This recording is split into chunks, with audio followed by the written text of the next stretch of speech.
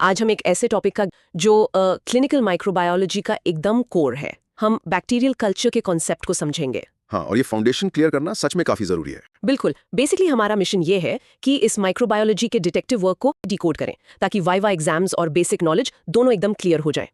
तो शुरुआत करते हैं। एक लैब में माइक्रो ऑर्गेनिजम्स को आर्टिफिशियली ऐसे ग्रो करने का मेन पर्पस क्या होता है? इसको ना क्राइम सीन इन्वेस्टिगेशन की तरह समझो। मतलब माइक्रो ऑर्गेनिजम्स तो हर जगह हैं, पर अगर किसी पेशेंट को इन्फेक्शन है तो हमें एग्जैक्ट कल्प्रिट को पहचानना होता है। जैसे कि ई कोलाई या स्टेफिलोकोकस ओरियस हो गया। तो उस कल्प्रिट को आइसोलेट करके उसकी डिटेल में स्टडी करने के लिए हम उन्हें कंट्रोल्ड न्यूट्रिएंट एनवायरनमेंट देते हैं। इसे ही कल्चर कहते हैं। बिना उन्हें ठीक से ग्रो किए हम उनकी प्रोफाइल और वीकनेसेस समझ ही नहीं सकते। राइट।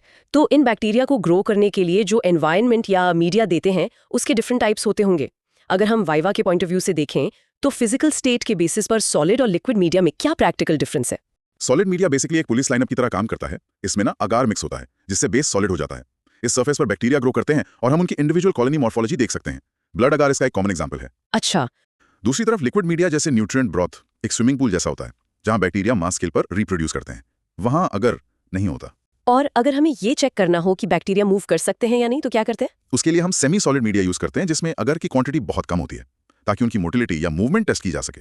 Make sense. अब ऑक्सीजन रिक्वायरमेंट्स पर आते हैं।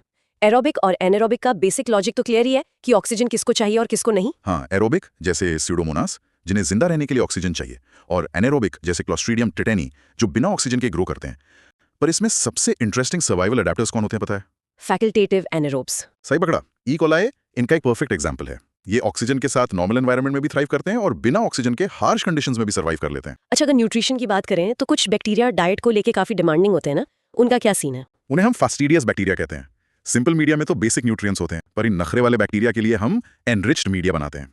इसमें ब्लड या सीरम जैसी स्पेशल डाइट ऐड करते हैं। चॉकलेट अगार इसका एक बढ़िया एग्जाम्पल है। Got it. एक और बहुत इंपॉर्टेंट वाइवा कॉन्सेप्ट है सेलेक्टिव और डिफरेंशियल मीडिया का। ये दोनों कैसे काम करते हैं? इसको ना एक वीआईपी क्लब के बाउंसर की तरह समझ सकते हो। सेलेक्टिव मीडिया जैसे मैक कॉन्ग की अगार सिर्फ स्पेसिफिक बैक्टीरिया को क्लब में आने देता है, यानी ग्रो होने देता है, और बाकी सबको ब्लॉक कर देता है। डिफरेंशियल मीडिया उन वीआरपीज को आपस में अलग करता होगा। बिल्कुल सही। जो ग्रो होते हैं उनके बायोकेमिकल रिएक्शंस के बेसिस पर उन्हें आपस में डिफरेंशिएट करता है। तो कल्चर मीडिया तो बन गया, पर अब इन सैंपल्स को प्लेट पर ट्रांसफर करने की प्रैक्टिकल लैब टेक्निक्स को थोड़ा देखते हैं। स्ट्रीक स्प्रेड और पॉ प्लेट मेथड्स लैब में प्रैक्टिकली कैसे एग्जीक्यूट होते हैं? स्ट्रीक प्लेट मेथड माइक्रोबायोलॉजी में सबसे ज्यादा यूज होता है। इसमें हम सैंपल को अगर प्लेट पर एक जिगजैग पैटर्न में स्प्रेड करते हैं ताकि भीड़ में से सिंगल आइसोलेटेड बैक्टीरियल सस्पेक्ट को अलग कर सकें। और स्प्रेड प्लेट मेथड में उसमें लिक्विड सैंपल को प्लेट के सरफेस पर इवनली फैला देते हैं। ये mainly total bacteria count calculate करने के लिए होता है।